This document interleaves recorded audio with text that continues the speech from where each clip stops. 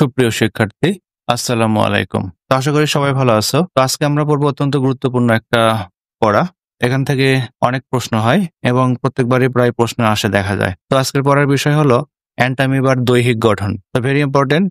আমরা যতটুকু সম্ভব মনোযোগ ধরে রাখবো। খুব সহজে আমরা এটা বুঝতে পারবো ইনশাআল্লাহ। তো শুরু করা যাক। তো দেখো, অ্যান্টামিবা হলো সার্কোম্যাস্টেগোভরা পর্বের প্রাণী।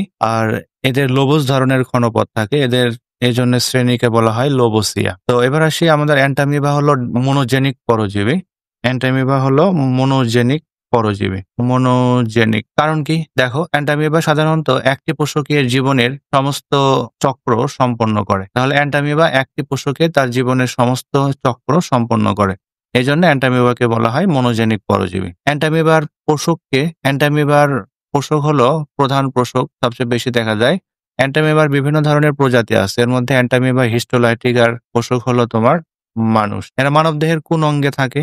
সাধারণত অ্যান্টামিবা মানবদেহের অন্ত্রে বসবাস করে, সংখ্যা বৃদ্ধি করে, খাদ্য গ্রহণ করে। তাহলে এদের আক্রমণের স্থান হলো মানবদেহের অন্ত্র। পোষক হলো মানুষ আর আক্রমণের স্থান হলো মানবদেহের অন্ত্র। এরা মনোজেনিক পরজীবী, একটা মাত্র পোষকের জীবনচক্র সম্পন্ন করে। আর এরা হলো বাধ্যতামূলক পরজীবী, অর্থাৎ যদি এরা পোষক না পায় এদের জীবনচক্র চলতে পারবে না। এজন্য বলা হচ্ছে বাধ্যতামূলক পরজীবী। বাধ্যতামূলক পরজীবী। ওকে, তো আমরা শুরু করি এদের জীবনের বিভিন্ন অংশ, অর্থাৎ অ্যান্টামিবার দৈহিক গঠন কি কি অংশ নিয়ে গঠিত হয় সেটা আমরা এখন আলোচনা করব। তো ভালো করে খেয়াল করো। তো এদের জীবনে আমরা দেখতে পাই হলো 3 ধরনের গঠন দেখা যায়। এদের পুরো জীবনে 3 ধরনের গঠন দেখা যায়। প্রথম যে গঠন দেখতে পাচ্ছি এটা 1 নম্বর গঠন। এটাকে বলা হয় হলো ট্রোফোজয়েড। তাহলে এই গঠনকে আমরা বলবো হলো, এটাকে বলবো ট্রোফোজয়েড। এটার আরেকটা নাম আছে, সেটা হলো ম্যাগনা দশা। ম্যাগনা দশা। ট্রোফোজয়েডকে ম্যাগনা দশাও বলা হয়। ওকে, এবার আসি 2 নম্বর যে দশা। 2 নম্বর দশাকে বলা হয় হলো তোমার প্রিসিস্টিক দশা। প্রিসিস্টিক দশাকে মাইনুটা দশাও বলা হয়। তাহলে এটাকে আমরা বলতে পারি হলো মাইনুটা দশা। তো মাইনুটা দশা কেন বলা হয়? এটা ট্রোফোজয়েড হলো বড় আকৃতিতে, তার চাইতে ক্ষুদ্র আকৃতি হলো এই প্রিসিস্টিক দশা। এই জন্য একে মাইনুটা দশাও বলা হয়। আর 3 নাম্বার যে দশা, 3 নাম্বার দশা, এই দশাকে আমরা বলি হলো তোমার সিস্টিক দশা। সিস্টবদ্ধ হয়ে থাকে, এই জন্য এটাকে বলা হয় সিস্টিক দশা। তাহলে আমরা দেখলাম এদের জীবনে 3 ধরনের গঠন দেখা যায়। 1 নম্বর হলো ট্রোফোজয়েড বা ম্যাগনা দশা, 2 নম্বর হলো প্রিসিস্টিক দশা বা মাইনুটা দশা, আর 3 হলো সিস্টিক দশা। তো আমরা এখন একটা একটা করে পড়বো। প্রথম হলো ট্রোফোজয়েড নিয়ে আলোচনা করব। তো ট্রোফোজয়েডে আমরা চলে যাচ্ছি। তো এটা দেখো হলো ট্রোফোজয়েড, সাদা কালো ছবিতে আমরা দেখতে পাচ্ছি। এটা হলো ট্রোফোজয়েড। এটা হলো তোমার প্রিসিস্টিক দশা, আর এটা হলো তোমার সিস্টিক দশা। তাহলে ম্যাগনা দশা, মাইনুটা দশা আর হলো সিস্টিক দশা, এই 3টা আমরা দেখে নিলাম। এখন ট্রোফোজয়েডের আলোচনা করব আমরা। দেখো ট্রোফোজয়েডে কি কি থাকে। ট্রোফোজয়েডে যা যা থাকে এগুলো ভালো করে দেখবো আমরা। দেখো রঙিন ছবিটাতে আমরা ভালো করে দেখি। এট ফার্স্ট এদের দেহের বাইরে একটা আবরণ থাকে। দেহের বাইরে দেখো এই আবরণ যেটা এখানকার, এই পুরোটা জুড়ে এই আবরণকে বলা হয় হলো প্লাজমা লেমা বা কোষ আবরণী। কোষ পর্দাও তুমি বলতে পারো, প্লাজমা মেমব্রেন। তো আমি লিখলাম হলো plasma membrane. Plasma membrane. Plasma মেমব্রেনের ঠিক নিচেই 3 ভাগের 1 ভাগ এদের সাইটোপ্লাজমের অবস্থান। প্লাজমা মেমব্রেনের ঠিক নিচেই এদের সাইটোপ্লাজমের 3 ভাগের 1 ভাগ অবস্থান করে। দেখো এখানে একটু হালকা গঠন দেখা যাচ্ছে, এই যে হালকা, এই হালকা অংশটাকে আমরা বলবো হলো এক্টোপ্লাজম। এখানে দেখো এই ছবিটা আরো ভালো দেখা যাচ্ছে, যে সাদা পার্ট যেটা, এই সাদা পার্টটাকে আমরা বলবো হলো এক্টোপ্লাজম। এই যে খেয়াল করো, এক্টোপ্লাজম। আর এদের 3 ভাগের 2 ভাগ ঘন গাঢ় ধরনের প্রোটোপ্লাজম দেখা যায়, সেটাকে আমরা বলবো হলো এন্ডোপ্লাজম। এই তো এন্ডোপ্লাজম। তাহলে এইগুলো, এই যে গাঢ় যে পার্ট, এটাকে বলা হয় হলো এন্ডোপ্লাজম। তো আমরা এটুকু সাজিয়ে ফেলি আবার। এদের দেহের বাইরে চটচটে আঠালো টাইপের আবরণ থাকে, এটা দ্বিস্তরী লিপিড প্রোটিন নির্মিত। এই আবরণকে বলা হয় প্লাজমা লেমা বা কোষ পর্দা, কোষ ঝিল্লিও তুমি বলতে পারো। Plasma lemma. প্লাজমা লেমার ঠিক নিচে এদের প্রোটোপ্লাজমের 3 ভাগের 1 ভাগ স্বচ্ছ পাতলা প্রোটোপ্লাজম থাকে। এই স্বচ্ছ পাতলা প্রোটোপ্লাজমকে বলা হয় এক্টোপ্লাজম। আর এদের এক্টোপ্লাজমের নিচে ঘন, প্রায় একটু অস্বচ্ছ গাঢ় ধরনের যে প্রোটোপ্লাজম থাকে, সেই প্রোটোপ্লাজমকে বলা হয় ওকে, এবার তারপরটা আসি। এদের এন্ডোপ্লাজমের ভিতরে তুমি সহজে আমরা দেখতে পাবো হলো খাদ্য গহ্বর থাকে। ঠিক আছে, এই যে এগুলো হলো খাদ্য গহ্বর। পাশাপাশি খাদ্য গহ্বরে দেখতে পাবো আমরা এগুলো হলো ব্যাকটেরিয়া। এরা ব্যাকটেরিয়াকে খাদ্য হিসেবে গ্রহণ করে।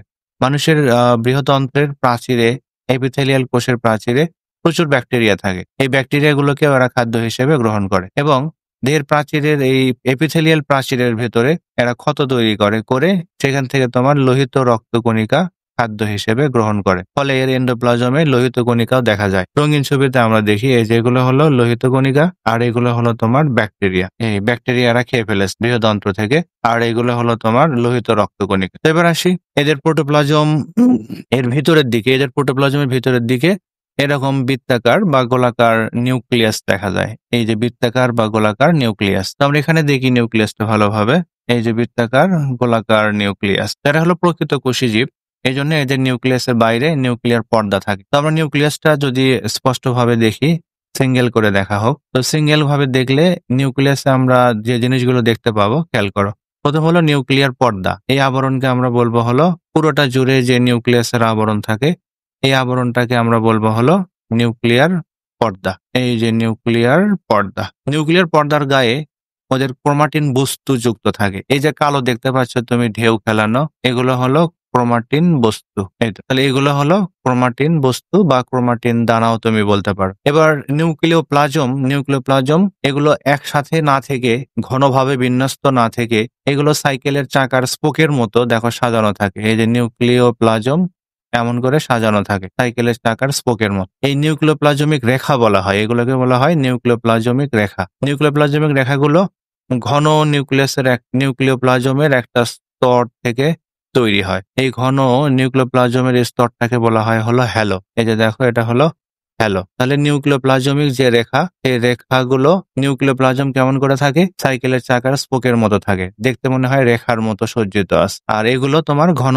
যে নিউক্লিওপ্লাজম থেকে যুক্ত থাকে, এগুলোকে বলা হয় হলো হ্যালো। তাহলে হ্যালো মানে যে হ্যালো কথা বলে এমন না, এখানেও হ্যালো আছে। আর সবার ভিতরে নিউক্লিয়াসে যেটা পাওয়া যায় তাকে বলা হয় এন্ডোসোম বা ক্যারিওসোম। একদম ঘন নিউক্লিয় বস্তু আছে এখানে, এটাকে বলা হয় হলো এন্ডোসোম বা ক্যারিওসোম। তো নিউক্লিয়াস আমরা দেখতে পেলাম। তো ট্রোফোজয়েড দশার কিছু বৈশিষ্ট্য দেখো। ট্রোফোজয়েড দশায় কি করে? এই জীবাণু আক্রমণকারী দশা বলা হয়। ট্রোফোজয়েড দশাকে বলা হয় হলো আক্রমণকারী দশা। তাহলে আক্রমণকারী দশা কারণ হলো এরা মানুষের রোগ সৃষ্টি করে।